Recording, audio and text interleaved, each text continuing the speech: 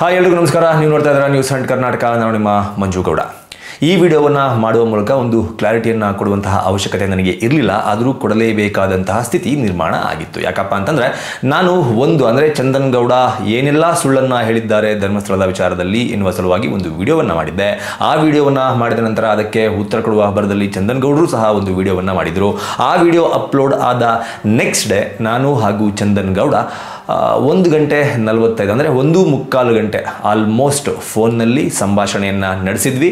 ನಾನು ಆಲ್ಮೋಸ್ಟ್ ನನ್ನ ಕೊನೆಯ ವಿಡಿಯೋದಲ್ಲಿ ಯಾವೆಲ್ಲ ಪ್ರಶ್ನೆಗಳನ್ನು ಕೇಳಿದ್ದೆ ಆ ಎಲ್ಲ ಪ್ರಶ್ನೆಗಳನ್ನು ಕವರ್ ಮಾಡುವ ನಿಟ್ಟಿನಲ್ಲಿ, ಆ ಎಲ್ಲ ಪ್ರಶ್ನೆಗಳಿಗೂ ಉತ್ತರವನ್ನು ತೆಗೆದುಕೊಳ್ಳುವ ನಿಟ್ಟಿನಲ್ಲಿ ಆ ಆಡಿಯೋದಲ್ಲಿ ನಾನು ಅವರನ್ನು ಪ್ರಶ್ನೆ ಮಾಡಿದ್ದೆ. ಸಾಕಷ್ಟು ಪ್ರಶ್ನೆಗಳಿಗೆ ಅವರು ಉತ್ತರವನ್ನು ಸಹ ಕೊಟ್ಟಿದ್ದಾರೆ. ಅದರ ಜೊತೆಗೆ ಅವರು ಒಂದೇ ಒಂದು ರಿಕ್ವೆಸ್ಟನ್ನು ಸಹ ಮಾಡಿಕೊಂಡಿದ್ದರು. ನೀವು ಎಲೆಕ್ಷನ್ ಕಮಿಷನ್ನ ವಿಚಾರವಾಗಿ ಒಂದಷ್ಟು ಆರೋಪಗಳನ್ನು ಮಾಡಿದ್ದೀರಾ, ಆ ಆರೋಪಗಳಿಗೆ ನೀವು ನಿಮ್ಮ ಚಾನಲ್ನಲ್ಲಿ ವಿಡಿಯೋ ಹಾಗೂ ಆಡಿಯೋ ಸಮೇತ ಉತ್ತರವನ್ನು ಕೊಡಬೇಕು ಅಂತ ಒಂದು ಮನವಿಯನ್ನು ಸಹ ಅವರು ಮಾಡಿಕೊಂಡಿದ್ರು. ಹಾಗಾಗಿ ಅವರ ಮಾತಿನ ಸಲುವಾಗಿ ಈ ವಿಡಿಯೋನ ಮಾಡ್ತಾ ಇದ್ದೀನಿ. ಅದರ ಜೊತೆಗೆ ಸಾಕಷ್ಟು ಜನ ಇದು ಚಂದನ್ ಗೌಡಗೆ ರಿಪ್ಲೈ ಅಥವಾ ಚಂದನ್ ಗೌಡಗೆ ಕೌಂಟರ್ ಅಂತ ಅಂದುಕೊಳ್ಳೋದಕ್ಕಿಂತ ಸಾಕಷ್ಟು ಜನ ಯಾರೆಲ್ಲ ನನ್ನ ಅರ್ಧ ತಲೆ, ಅರ್ಧ ಮೀಸೆ, ಅರ್ಧ ಗಡ್ಡವನ್ನು ನೋಡಬೇಕು ಅಂತ ಆಸೆ ಪಟ್ಕೊಂಡು ನನಗೆ ಮೆಸೇಜನ್ನು ಮಾಡ್ತಾ ಇದ್ದೀರಾ, ಯಾವಾಗ ಬಳಸ್ತೀರಾ ಅಂತ ಅಂಥವರಿಗೆ ಈ ವಿಡಿಯೋ ಅರ್ಪಣೆ.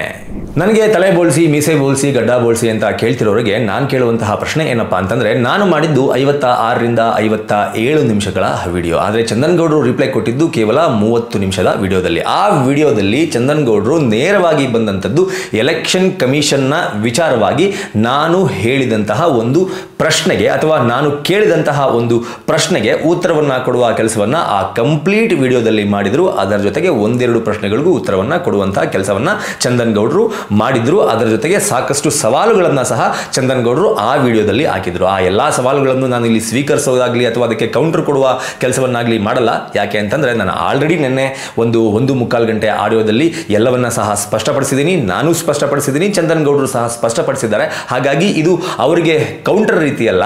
ಆದರೆ ನಾನು ಹೇಳಿದ್ನಲ್ಲ, ಯಾರೆಲ್ಲ ಗಡ್ಡ ಮೀಸೆ ತಲೆಯನ್ನು ಅರ್ಧ ಬೋಳಿಸ್ಕೊಂಡು ಕ್ಷಮೆ ಕೇಳ್ತೀಯ ಅಂತ ಕೇಳ್ತಾ ಇದ್ದಾರಲ್ಲ, ಅವರಿಗೆ ನಾನು ಕೇಳೋದಕ್ಕೆ ಇಷ್ಟಪಡೋದು, ಚಂದನ್ ಗೌಡರು ಡೈರೆಕ್ಟಾಗಿ ಎಲೆಕ್ಷನ್ ಕಮಿಷನ್ನ ಸಲುವಾಗಿ ನಾನು ಮಾಡಿದಂತಹ ಒಂದಷ್ಟು ಪ್ರಶ್ನೆಗಳಿಗೆ ಉತ್ತರವನ್ನು ಕೊಡುವಂತಹ ಕೆಲಸವನ್ನು ಮಾಡಿದ್ದಾರೆ. ಅದು ಕರೆಕ್ಟ್ ಆಗಿದೆ, ಅದು ಸರಿ ಅಂತ ನಾನು ಒಪ್ಕೋತೀನಿ. ಆದರೆ ನಾನು ಆ ವಿಡಿಯೋದಲ್ಲಿ ಕೇವಲ 1, 2, 3 ಪ್ರಶ್ನೆ ಮಾತ್ರ ಕೇಳಿಲ್ವಲ್ಲ, 10 ಪ್ರಶ್ನೆ ಕೇಳಿದ್ದೀನಿ.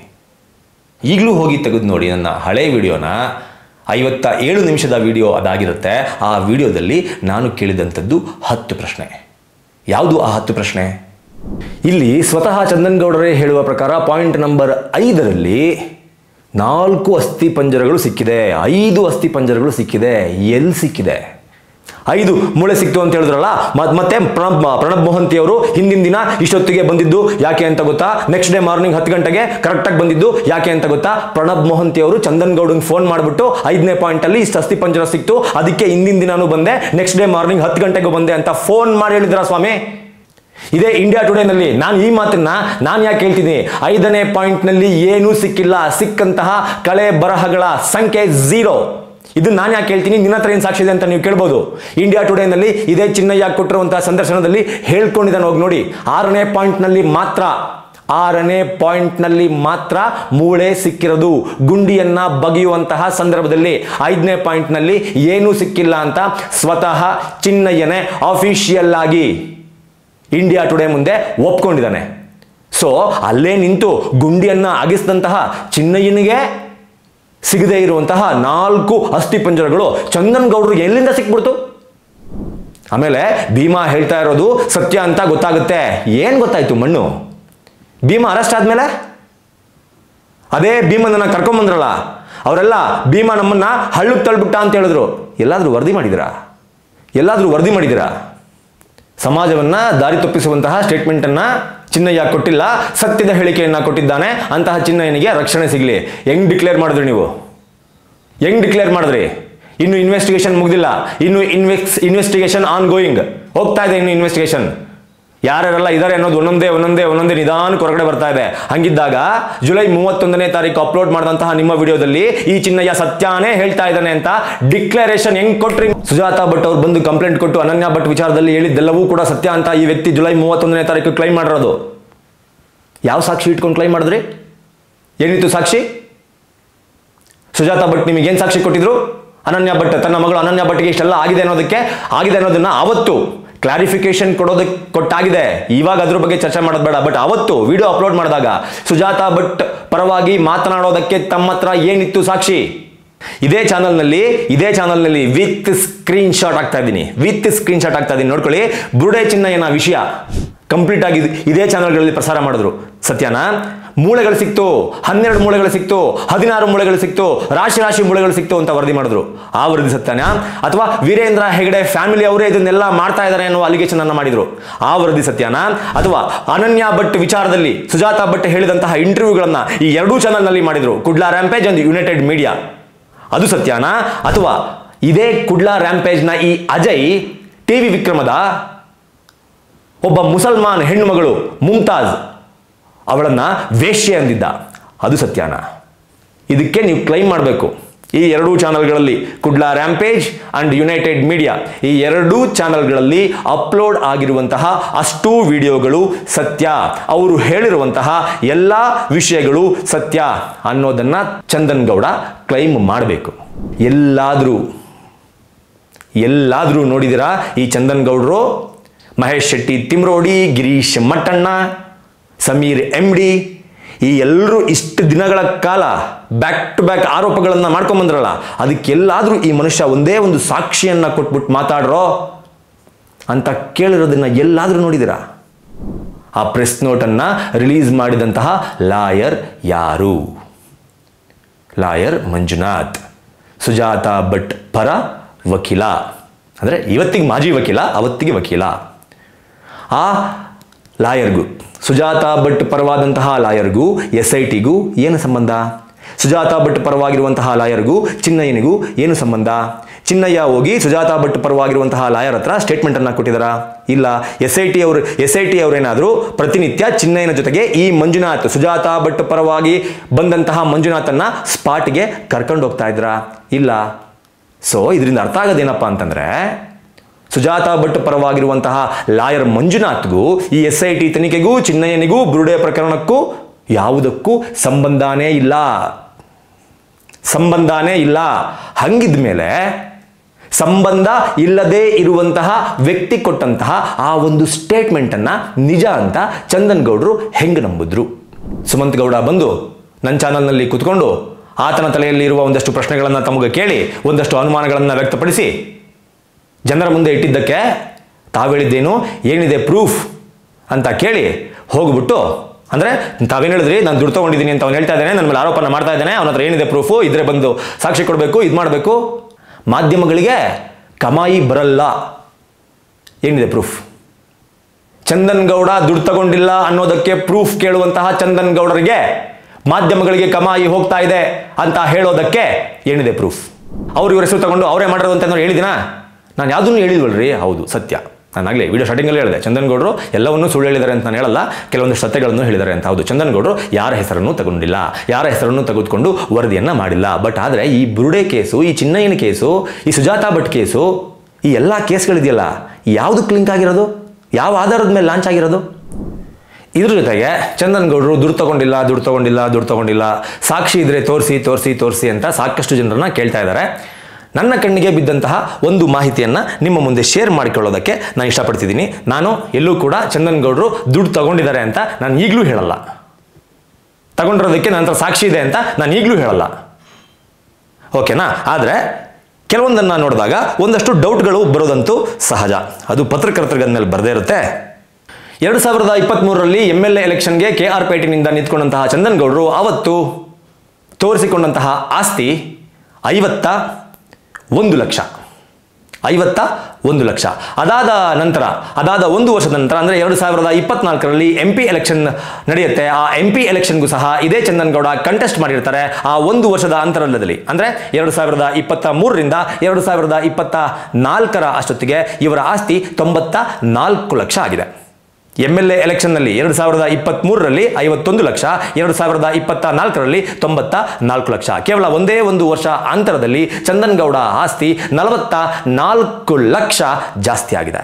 ನಾನು ಇದನ್ನ ಲಂಚ ತಗೊಂಡ್ಬಿಟ್ಟಿದ್ದಾರೆ, ಮಾರಾಟ ಆಗಿ ಮಾಡ್ಬಿಟ್ಟಿದ್ದಾರೆ, ನಾನು ಸತ್ಯವಾಗ್ಲೂ ನಾನು ಹೇಳೋಕ್ಕೋಗಲ್ಲ. ನಾನು ಚಂದನ್ ಗೌಡ್ರ ಹತ್ರ ಒಂದು ರಿಕ್ವೆಸ್ಟು ಏನಪ್ಪ ಅಂತಂದರೆ, ನಮ್ಮಂಥ ಬಡ ಯೂಟ್ಯೂಬ್ ಪತ್ರಕರ್ತರು, ಯೂಟ್ಯೂಬರ್ಗಳು ಸಾಕಷ್ಟು ಓದಾಡ್ತಿದ್ದಾರೆ, ನನ್ನನ್ನು ಸೇರಿಸ್ಕೊಂಡು ಹೇಳ್ತಾ ಇದ್ದೀನಿ. ಸಾಕಷ್ಟು ಕಷ್ಟಪಡ್ತಾ ಇದ್ದಾರೆ. ದಯಮಾಡಿ 1 ವರ್ಷದಲ್ಲಿ 44 ಲಕ್ಷ ಹೆಚ್ಚಿನ ಆಸ್ತಿಯನ್ನು ಮಾಡಿಕೊಳ್ಳೋದು ಹೆಂಗೆ ಎನ್ನುವ ಒಂದು ದಾರಿಯನ್ನು ದಯಮಾಡಿ ಭಿಕ್ಷೆ ಅನ್ಕೊಳ್ಳಿ. ಚಂದನ್ಗೌಡರ ಇದನ್ನು ಭಿಕ್ಷೆ ಅನ್ಕೊಳ್ಳಿ, ದಯಮಾಡಿ ನಮಗೂ ಹೇಳ್ಕೊಡಿ. ನಮ್ಮಂಥ ಎಷ್ಟೋ ಜನ, ಸಾವಿರಾರು ಜನ ಯೂಟ್ಯೂಬರ್ಸ್ಗಳು, ಜರ್ನಲಿಸ್ಟ್ಗಳು ಕರ್ನಾಟಕದಲ್ಲಿದ್ದಾರೆ. ಅವರು ನಾನು ಸತ್ಯವಾಗ್ಲೂ ಅಲಿಗೇಷನ್ ಮಾಡ್ತಾ ಇಲ್ಲ, ಇಷ್ಟೊಂದು ದುಡ್ಡು ಹೆಂಗೆ ಬಂದಿದೆ, ನೀವು ಅಲ್ಲೆಲ್ಲ ತೊಗೊಂಡ್ಬಿಟ್ಟಿದ್ದೀರಾ, ಇಲ್ಲೆಲ್ಲ ತೊಗೊಂಡ್ಬಿಟ್ಟಿದ್ದೀರಾ ಅಂತ ನಾನು ಕೇಳ್ತಾನೂ ಇಲ್ಲ, ನನಗದು ಬೇಕಾಗೂ ಇಲ್ಲ. ಏನಂತಾರೆ, ನೀವು ಹೇಳುವ ಪ್ರಕಾರನೇ ಸಾಕ್ಷಿ ಇಲ್ಲದೆ ಯಾವ ಆರೋಪವನ್ನು ಸಹ ಮಾಡಬಾರ್ದು, ಹಾಗಾಗಿ ನಾನು ಸಾಕ್ಷಿ ಇಲ್ಲದೆ ಯಾವ ಆರೋಪವನ್ನು ಸಹ ಮಾಡೋದಿಲ್ಲ. ಬಟ್ ದಯಮಾಡಿ 2023ರಲ್ಲಿ 51 ಲಕ್ಷ ಇದ್ದಂತಹ ನಿಮ್ಮ ಆಸ್ತಿ 2024ಕ್ಕೆ ಬರುವಷ್ಟರಲ್ಲಿ 94 ಲಕ್ಷ ಹೆಂಗಾಯಿತು? ಎಸ್, ಪ್ರಶ್ನೆ ನಂಬರ್ 1, ಮೂಳೆಗಳು ಅಂದರೆ ಎಸ್ಪೆಷಲಿ ನಾನು ಹಿಂದಿನ ಸಾಕಷ್ಟು ವಿಡಿಯೋದಲ್ಲೂ ಕೂಡ ಹೇಳಿದ್ದೀನಿ, ಚಂದನ್ಗೌಡರು ಅವರ ಚಾನಲ್ನಲ್ಲಿ ಅಪ್ಲೋಡ್ ಮಾಡಿರುವಂತಹ ಧರ್ಮಸ್ಥಳ ಸಂಬಂಧಪಟ್ಟಂತೆ ಅಪ್ಲೋಡ್ ಮಾಡಿರುವಂತಹ ಎಲ್ಲ ವಿಡಿಯೋದಲ್ಲಿ ಅವರು ಕಂಪ್ಲೀಟ್ ಸುಳ್ಳನ್ನೇ ಹೇಳಿದ್ದಾರೆ ಅಂತ ಹೇಳಲ್ಲ, ಸತ್ಯವನ್ನೂ ಸಹ ಹೇಳಿದ್ದಾರೆ. ಆದರೆ ಅರ್ಧ ಸತ್ಯವನ್ನು ಮಾತ್ರ ಹೇಳಿದ್ದಾರೆ ಅಂತ ನಾನು ಈ ಹಿಂದಿನ ವಿಡಿಯೋದಲ್ಲೂ ಹೇಳಿದ್ದೆ, ಈ ವಿಡಿಯೋದಲ್ಲೂ ಅದನ್ನೇ ಹೇಳ್ತಾ ಇದ್ದೀನಿ. ಚಂದನ್ಗೌಡರು ಧರ್ಮಸ್ಥಳದ ವಿಚಾರದಲ್ಲಿ ಮಾಡಿದಂತಹ ಅಷ್ಟು ವಿಡಿಯೋಗಳಲ್ಲಿ 5 ಹಾಗೂ 11ನೇ ಪಾಯಿಂಟ್ ನಲ್ಲಿ ಸಿಕ್ಕಂತಹ ಮೂಳೆಗಳ ವಿಚಾರದಲ್ಲಿ ಒಂದಷ್ಟು ಸುದ್ದಿಗಳನ್ನು ಅವರು ಪ್ರಸಾರ ಮಾಡಿದರು. ಅವರೇ ಹೇಳುವ ಪ್ರಕಾರ ಕಟ್ ಅಂಡ್ ಪೇಸ್ಟ್ ಮಾಡಿದ್ದೀನಿ ಅಂತ. ನೋ, ನಾನು ಯಾವುದೇ ಕಾರಣಕ್ಕೂ ಕಟ್ ಅಂಡ್ ಪೇಸ್ಟ್ ಮಾಡಿ ನನಗೆ ಎಷ್ಟು ಬೇಕು ಅಷ್ಟನ್ನು ನಾನು ತೆಗೆದುಕೊಂಡಿಲ್ಲ. ಈಗಲೂ ಕೂಡ ಈ ವಿಡಿಯೋದ ಡಿಸ್ಕ್ರಿಪ್ಷನ್ನಲ್ಲಿ ಜುಲೈ 31ನೇ ತಾರೀಕು ಅಪ್ಲೋಡ್ ಆದಂತಹ ಆ ವಿಡಿಯೋ ಇದೆ. ಆ ವಿಡಿಯೋನ ನೀವು ಈಗಲೂ ಕೂಡ ಒಮ್ಮೆ ಹೋಗಿ ನೋಡಿ. ಅಲ್ಲಿ ಎಲ್ಲೂ ಕೂಡ ಬೆಂಗಳೂರು ಪೋಸ್ಟ್ನ ವರದಿಯ ಆಧಾರದ ಮೇಲೆ ಅಂತ ಚಂದನ್ಗೌಡರು ಹೇಳಿಲ್ಲ. ಆದರೆ ಈ ಪ್ರಶ್ನೆನ ನಾನು ಚಂದನ್ಗೌಡರಿಗೆ ಫೋನಲ್ಲಿ ಕೇಳಿದೆ, ಅದಕ್ಕೆ ಅವರು ಉತ್ತರವನ್ನು ಕೊಟ್ಟಿದ್ದಾರೆ. ಏನಂತ ಉತ್ತರವನ್ನು ಕೊಟ್ಟಿದ್ದಾರೆ ಅಂತಂದರೆ, ಹೌದು, ನನಗೆ ಬಲ್ಲ ಮೂಲಗಳ ಮಾಹಿತಿಯ ಪ್ರಕಾರ ನನಗೆ ಬಂತು ಇನ್ಫಾರ್ಮೇಷನ್ನು, ಆ ಇನ್ಫಾರ್ಮೇಷನನ್ನು ನಾನು ನನ್ನ ವಿಡಿಯೋದಲ್ಲಿ ಶೇರ್ ಮಾಡಿದ್ದೀನಿ ಅಂತ. ನಾನು ಅವರಿಗೆ ಮರು ಪ್ರಶ್ನೆಯನ್ನು ಮಾಡಿದೆ, ಬಲ್ಲ ಮೂಲಗಳ ಮಾಹಿತಿಯ ಪ್ರಕಾರ ಬಂತು, ಯಾವುದು ಆ ಮೂಲ ಹೇಳಿ ಅಂತಂದರೆ ಅವರು ಹೇಳಲ್ಲ ಅಂತಂದರು.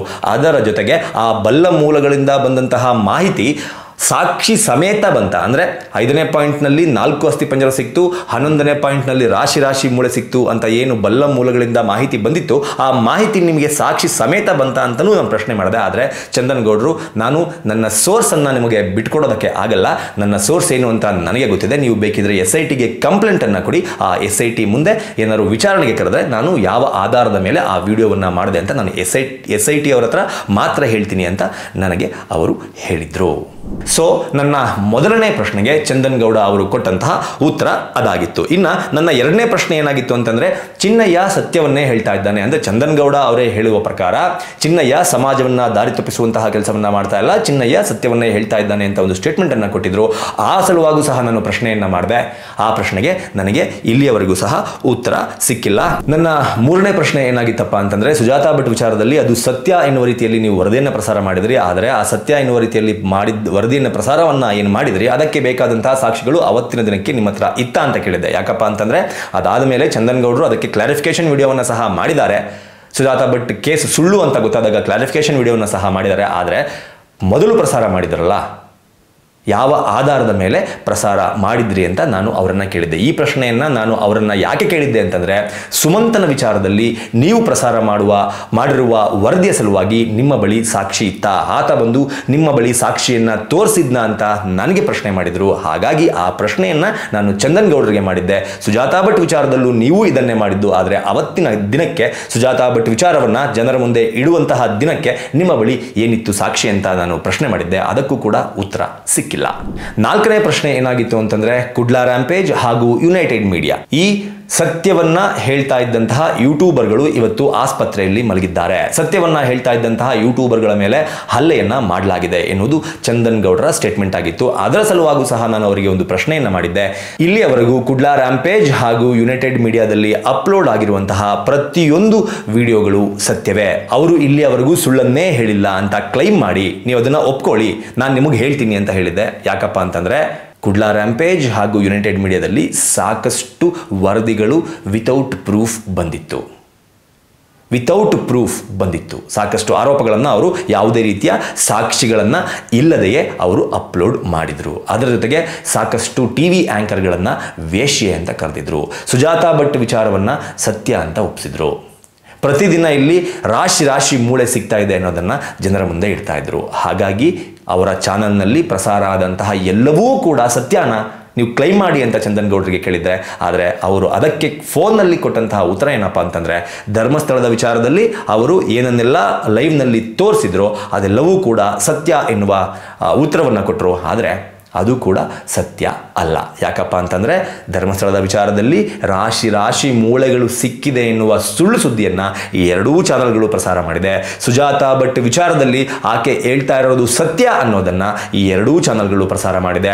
ಸಾಕಷ್ಟು ಜನರನ್ನು ನಿಂದಿಸುವ ದೃಷ್ಟಿಯಲ್ಲಿ ಸಾಕಷ್ಟು ಕೆಟ್ಟ ಪದಗಳನ್ನು ಬಳಸಿ ಒಬ್ಬ ಟಿವಿ ಆ್ಯಂಕರ್ಗೆ ವೇಶ್ಯೆ ಎನ್ನುವ ಪಟ್ಟವನ್ನು ಕಟ್ಟಿರುವ ಸ್ಟೋರಿಗಳು ಸಹ ಇದೇ ಚಾನಲ್ ಕುಡ್ಲಾ ರ್ಯಾಂಪೇಜ್ನಲ್ಲಿ ಪ್ರಸಾರ ಆಗಿದೆ. ಯಾವುದೂ ಕೂಡ ಸತ್ಯ ಅಲ್ಲ ಅನ್ನೋದು ಜನಗಳಿಗೆ ಗೊತ್ತು. ಆದರೆ ಅದನ್ನು ಚಂದನ್ ಗೌಡ್ರು ಯಾವ ರೀತಿ ಕ್ಲಾರಿಫಿಕೇಶನ್ ಅನ್ನು ಕೊಟ್ಟರು ಅಂತ ನೆನ್ನೆ ಆಡಿಯೋದಲ್ಲಿ ನೀವೇ ಕೇಳಿದಿರ. ಆ ಕ್ಲಾರಿಫಿಕೇಶನ್ ನಿಮಗೆ ಒಪ್ಪಿಗೆ ಆದರೆ ಒಪ್ಕೊಳ್ಳಿ, ಒಪ್ಪಿಗೆ ಆಗಿಲ್ಲ ಅಂತಂದರೆ ನಿಮ್ಮಿಷ್ಟ. ನನ್ನ 5ನೇ ಪ್ರಶ್ನೆ ಏನಾಗಿತ್ತು ಅಂತಂದರೆ, ಮಟ್ಟಣ್ಣ, ತಿಮ್ರೋಡಿ ಹಾಗೂ ಸಮೀರ್ ಈ 3 ಜನ ಸಾಕಷ್ಟು ಮಿಸ್ಇನ್ಫಾರ್ಮೇಷನ್ಗಳನ್ನು ಯಾವುದೇ ರೀತಿ ದಾಖಲೆ ಇಲ್ಲದೆ ಪ್ರತಿದಿನ ಜನಗಳ ಮುಂದೆ ಬಂದು ಇಡ್ತಾನೆ ಹೋಗ್ತಾ ಇದ್ದಾರೆ. ಆದರೆ ನೀವು ಇಲ್ಲಿಯವರೆಗೂ ಈ 3 ಜನ ಹೇಳಿರುವಂತಹ ವಿಚಾರಗಳ ಬಗ್ಗೆ, ಈ 3 ಜನ ಹೇಳಿರುವಂತಹ ಸಾಕಷ್ಟು ಸುಳ್ಳುಗಳ ಬಗ್ಗೆ ಯಾವುದೇ ರೀತಿ ವರದಿಯನ್ನು ಮಾಡಿಲ್ಲ. ಯಾಕೆ ಅಂತ ಪ್ರಶ್ನೆ ಕೇಳಿದ್ದೆ. ಅದಕ್ಕೆ ಚಂದನ್ ಗೌಡ್ರು ಕೊಟ್ಟಂತಹ ಉತ್ತರ ಏನಪ್ಪಾ ಅಂತಂದರೆ, ನಾನು ಸಾಕಷ್ಟು ವಿಡಿಯೋದಲ್ಲಿ ಅವರ ಬಗ್ಗೆ ಮಾತನಾಡಿದ್ದೀನಿ, ನಾನು ಸಾಕಷ್ಟು ವಿಡಿಯೋದಲ್ಲಿ ಅವರನ್ನು ಬೈದು ಸಹ ಇದ್ದೀನಿ. ಮೋಸ್ಟ್ಲಿ ನೀವು ಅದನ್ನು ನೋಡಿಲ್ಲ ಅಂತ ಅನ್ಕೋತೀನಿ ಅಂತ ಚಂದನ್ ಗೌಡ್ರು ಹೇಳಿದ್ರು. ಇಲ್ಲ ಚಂದನ್ ಗೌಡ್ರೆ, ನಾನು ಅದನ್ನು ನೋಡಿದ್ದೀನಿ. ನೀವು ಒಂದು 10 ನಿಮಿಷನೋ 16 ನಿಮಿಷನೋ ಒಂದು ವಿಡಿಯೋ ಮಾಡ್ತೀರಾ ಅಂತಂದರೆ ಕಂಪ್ಲೀಟ್ ಆಗಿ ಧರ್ಮಸ್ಥಳದ ವಿಚಾರದಲ್ಲಿ ಮಾತನಾಡಿಬಿಟ್ಟು ಕಡೆಯ ಒಂದು 5 ಸೆಕೆಂಡೋ 10 ಸೆಕೆಂಡೋ 20 ಸೆಕೆಂಡೋ 25 ಸೆಕೆಂಡ್ನಲ್ಲಿ ಒಂದು ಚಿಕ್ಕದಾಗಿ ಹೇಳಿ ಮುಗಿಸಿಬಿಟ್ರೆ ಆಗಲ್ಲ. ದಯವಿಟ್ಟು ಇದನ್ನೂ ಕೂಡ ನೀವು ಪ್ರಶ್ನೆ ಮಾಡಬೇಕು ಎನ್ನುವ ಉತ್ತರವನ್ನು ನಾನು ಚಂದನ್ ಗೌಡ್ರಿಗೆ ಈ ಪ್ರಶ್ನೆಯ ಸಲುವಾಗಿ ಕೊಟ್ಟಿದ್ದೀನಿ. ನನ್ನ 6ನೇ ಪ್ರಶ್ನೆ ಏನಾಗಿತ್ತಪ್ಪ ಅಂತಂದರೆ, ಚಂದನ್ ಗೌಡ್ರು ಅವರ ವಿಡಿಯೋಗಳಲ್ಲಿ ಒಂದು ಪ್ರೆಸ್ ನೋಟನ್ನು ಓದಿ ಹೇಳುವ ಮೂಲಕ ಯಾವ್ಯಾವ ಪಾಯಿಂಟ್ನಲ್ಲಿ ಎಷ್ಟೆಷ್ಟು ಸಿಕ್ಕಿದೆ ಅನ್ನೋದನ್ನು ಒಂದಷ್ಟು ಇದರ ಆಧಾರದ ಮೇಲೆ ಹೇಳ್ತಾ ಇದ್ದೀನಿ ಅಂತ ಒಂದಷ್ಟು ವಿಡಿಯೋಗಳನ್ನು ಮಾಡಿದರು. ಆ ಪ್ರೆಸ್ ನೋಟನ್ನು ರಿಲೀಸ್ ಮಾಡಿದಂಥದ್ದು ಮಂಜುನಾಥ್, ಲಾಯರ್ ಮಂಜುನಾಥ್, ಸುಜಾತಾ ಭಟ್ ಪರ ವಕೀಲ. ಅವತ್ತಿಗೆ ಸುಜಾತಾ ಭಟ್ ಅವರ ಪರ ವಕೀಲ. ಇಲ್ಲಿ ನಾನು ಚಂದನ್ ಗೌಡ ಅವರಿಗೆ ಒಂದು ಪ್ರಶ್ನೆಯನ್ನು ಕೇಳಿದ್ದೆ. ಸುಜಾತಾ ಭಟ್ ಪರ ವಕೀಲರಿಗೂ ಬುರುಡೆ ಚಿನ್ನಯ್ಯನಿಗೂ SIT ತನಿಖೆಗೂ ಅಲ್ಲಿ ಮೂಳೆ ಸಿಗ್ತಾ ಇಲ್ವಾ ಅನ್ನೋದಕ್ಕೂ ಈ ಮಂಜುನಾಥ್ಗೂ ಏನು ಸಂಬಂಧ? ಒಂದಕ್ಕೊಂದು ಸಂಬಂಧನೇ ಇಲ್ಲ. ಲಾಯರ್ ಮಂಜುನಾಥ್ ಸುಜಾತಾ ಭಟ್ ಪರ ವಕೀಲ ಲಾಯರ್ ಮಂಜುನಾಥೇ ಹೊರತು ಚಿನ್ನಯ್ಯನ ಪರ ವಕೀಲ ಅಲ್ಲ, SIT ಪರ ವಕೀಲ ಅಲ್ಲ, ಧರ್ಮಸ್ಥಳ ಕೇಸ್ನ ಸಲುವಾಗಿ ವಾದಿಸುವಂತಹ ವಕೀಲ ಅಲ್ಲ. ಇದ್ಯಾವುದೂ ಇವರು ಅಲ್ಲ ಅಂತ ಅಂದಮೇಲೆ ಅವರು ರಿಲೀಸ್ ಮಾಡುವಂತಹ ಪ್ರೆಸ್ ನೋಟನ್ನು ಅಷ್ಟೊಂದು ಓದಿ ಜನರ ಮುಂದೆ ಇಡುವಂತಹ ಅವಶ್ಯಕತೆ ಇತ್ತ? ಸುಜಾತಾ ಭಟ್ ಲಾಯರ್ ಮಂಜುನಾಥ್ ಹಾಗೂ SIT ತನಿಖೆ ಎರಡಕ್ಕೂ ಸಂಬಂಧನೇ ಇಲ್ಲ ಅಂತಂದ ಮೇಲೆ ಅವರು ರಿಲೀಸ್ ಮಾಡಿದಂತಹ ಪ್ರೆಸ್ ನೋಟನ್ನು ಸತ್ಯ ಎನ್ನುವ ನಿಟ್ಟಿನಲ್ಲಿ ಜನರ ಮುಂದೆ ಮಂಡಿಸಿದ್ದು ಎಷ್ಟು ಸರಿ? ಎಲ್ಲದಕ್ಕೂ ಸಾಕ್ಷಿ ಕೇಳುವಂತಹ ನಮ್ಮ ಗೌಡ್ರು ಇದಕ್ಕೆ ಸಾಕ್ಷಿ ಕೇಳಿಲ್ವಾ ಅಥವಾ ಇದಕ್ಕೆ ಸಾಕ್ಷಿ ಇಲ್ಲದಲೇ ಪ್ರಸಾರ ಮಾಡಿದ್ರಾ ಅನ್ನೋದು ನನ್ನ ಪ್ರಶ್ನೆ ಆಗಿತ್ತು. ಆ ಪ್ರಶ್ನೆಗೂ ಸಹ ಉತ್ತರ ಸಿಕ್ಕಿಲ್ಲ. ನನ್ನ 7ನೇ ಪ್ರಶ್ನೆ ಏನಾಗಿತ್ತಪ್ಪ ಅಂತಂದರೆ, ಚಂದನ್ ಗೌಡ್ರು ಮಾಧ್ಯಮಗಳಿಗೆ ಒಳ್ಳೆ ಕಮಾಯಿ ಬರ್ತಾ ಇದೆ ಎನ್ನುವ ರೀತಿಯಲ್ಲಿ ಒಂದು ಸ್ಟೇಟ್ಮೆಂಟನ್ನು ಕೊಟ್ಟಿದ್ದರು. ಸುಮಂತ್ ಗೌಡ ಕೊಟ್ಟಂತಹ ಸ್ಟೇಟ್ಮೆಂಟು ಅದೇ, ಚಂದನ್ ಗೌಡ ಅವರು ಕೊಟ್ಟಂತಹ ಅವತ್ತಿಗೆ ಸ್ಟೇಟ್ಮೆಂಟು ಅದೇ. ಸುಮಂತ್ ಗೌಡ ಯಾವುದೇ ರೀತಿಯ ಸಾಕ್ಷಿ ಇಲ್ಲದೇನೆ ಬಂದು ಆರೋಪವನ್ನು ಮಾಡಿದರು. ಅದೇ ರೀತಿ ಚಂದನ್ ಗೌಡ ಅವರು ಕೂಡ ಒಂದು ಆರೋಪವನ್ನು ಮಾಡಿದರು. ಅದರ ಸಲುವಾಗೂ ಕೂಡ ನಾನೊಂದು ಪ್ರಶ್ನೆಯನ್ನು ಕೇಳಿದ್ದೆ. ಮಾಧ್ಯಮಗಳಿಗೆ ಕಮಾಯಿ ಹೋಗ್ತಾ ಇದೆ ಅಂತ ನೀವು ಹೇಳ್ತಾ ಇದ್ದೀರಾ, ನಿಮಗೆ ಈ ವಿಚಾರವಾಗಿ ಸಾಕ್ಷಿ ಎಲ್ಲಿದೆ ತೋರಿಸಿ, ಯಾವ ಆಧಾರದ ಮೇಲೆ ನೀವು ಇದನ್ನು ಹೇಳಿದ್ರಿ ತೋರಿಸಿ ಅಂತ ನಾನು ಪ್ರಶ್ನೆ ಮಾಡಿದ್ದೆ. ಅದಕ್ಕೂ ಕೂಡ ಇಲ್ಲಿಯವರೆಗೂ ಉತ್ತರ ಸಿಕ್ಕಿಲ್ಲ. ಮುಂದುವರೆದು ಮತ್ತೊಂದು ಪ್ರಶ್ನೆಯನ್ನು ಕೇಳಿದ್ದೆ. ಧರ್ಮಸ್ಥಳದ ವಿಚಾರದಲ್ಲಿ ಅಲ್ಲಿ ಅಷ್ಟು ಅಸ್ಥಿಪಂಜರ ಸಿಗ್ತಾ ಇದೆ, ಇಷ್ಟು ಮೂಳೆಗಳು ಸಿಗ್ತಾ ಇದೆ ಅಂತ ಹೇಳಿದರೆ ನೇರವಾಗಿ ಆ ಆರೋಪ ಧರ್ಮಸ್ಥಳ ದೇವಸ್ಥಾನದ ಆಡಳಿತ ಮಂಡಳಿ ಮೇಲೇನೆ ಹೋಗುತ್ತೆ. ಇನ್ವೆಸ್ಟಿಗೇಷನ್ ಹೋಗ್ತಾ ಇದೆ. ಯಾವುದೇ ರೀತಿಯ ಮಾಹಿತಿಗಳು ಯಾರಿಗೂ ಕೂಡ ಅಫಿಷಿಯಲ್ ಆಗಿ ಸಿಕ್ಕಿಲ್ಲ. ಬದಲಾಗಿ ಚಿನ್ನಯ್ಯ ಕೊಟ್ಟಂತಹ ಇಂಡಿಯಾ ಟುಡೇ ಚಾನಲ್ನಲ್ಲಿ ಕೊಟ್ಟಂತಹ ಸಂದರ್ಶನದಿಂದ ಮಾತ್ರ ಒಂದಷ್ಟು ಸತ್ಯಗಳು ಹೊರಗಡೆ ಬಂದಿದೆ. ಅದನ್ನು ಬಿಟ್ಟರೆ ಇನ್ನು ಯಾವುದೇ ರೀತಿಯ ಅಫಿಷಿಯಲ್ ಸ್ಟೇಟ್ಮೆಂಟ್ ಇಲ್ಲ. ಹೀಗಾಗಿ ಅಲ್ಲಿ ಸಿಕ್ತು ಅಂತ ಹೇಳಿದ್ರೆ ನೇರವಾಗಿ ದೇವಸ್ಥಾನದ ಅಂದರೆ ಶಾಶ್ವತವಾಗಿ ಅಲ್ಲ, ನೇರವಾಗಿ ಒಂದಷ್ಟು ದಿನಗಳ ಕಾಲ ಆದರೂ ಜನಗಳು ದೇವಸ್ಥಾನದಲ್ಲಿರುವಂತಹ ಆಡಳಿತ ಮಂಡಳಿಯನ್ನು ಅನುಮಾನದ ರೀತಿಯಲ್ಲಿ ನೋಡಬೇಕಾಗತ್ತೆ.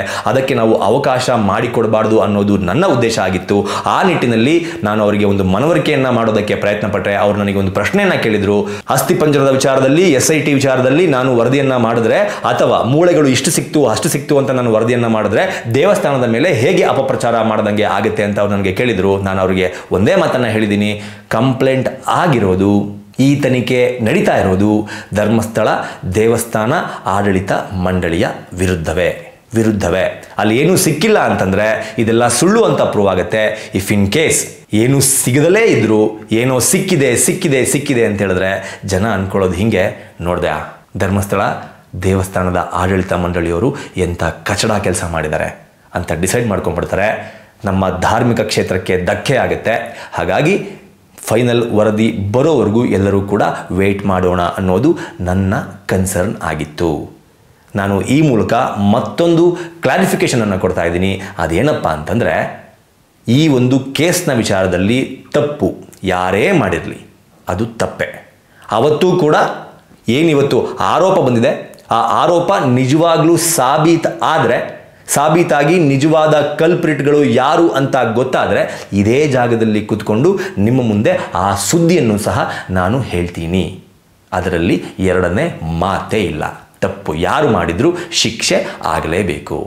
ಇನ್ನು ನಾನು ಕೇಳಿದಂತಹ ಕಟ್ಟಕಡೆಯ ಪ್ರಶ್ನೆ ಯಾವುದಪ್ಪ ಅಂತಂದರೆ, ಎಲೆಕ್ಷನ್ ಕಮಿಷನ್ನ ವಿಚಾರದಲ್ಲಿ ನನ್ನ ಕಣ್ಣಿಗೆ ಬಿದ್ದಂತಹ ಒಂದು ಮಾಹಿತಿಯನ್ನು ನಿಮ್ಮ ಮುಂದೆ ಶೇರ್ ಮಾಡಿಕೊಳ್ಳೋದಕ್ಕೆ ನಾನು ಇಷ್ಟಪಡ್ತಿದ್ದೀನಿ. ನಾನು ಎಲ್ಲೂ ಕೂಡ ಚಂದನ್ ಗೌಡರು ದುಡ್ಡು ತಗೊಂಡಿದ್ದಾರೆ ಅಂತ ನಾನು ಈಗಲೂ ಹೇಳಲ್ಲ, ತಗೊಂಡಿರೋದಕ್ಕೆ ನಂತರ ಸಾಕ್ಷಿ ಇದೆ ಅಂತ ನಾನು ಈಗಲೂ ಹೇಳಲ್ಲ, ಓಕೆನಾ? ಆದರೆ ಕೆಲವೊಂದನ್ನು ನೋಡಿದಾಗ ಒಂದಷ್ಟು ಡೌಟ್ಗಳು ಬರೋದಂತೂ ಸಹಜ.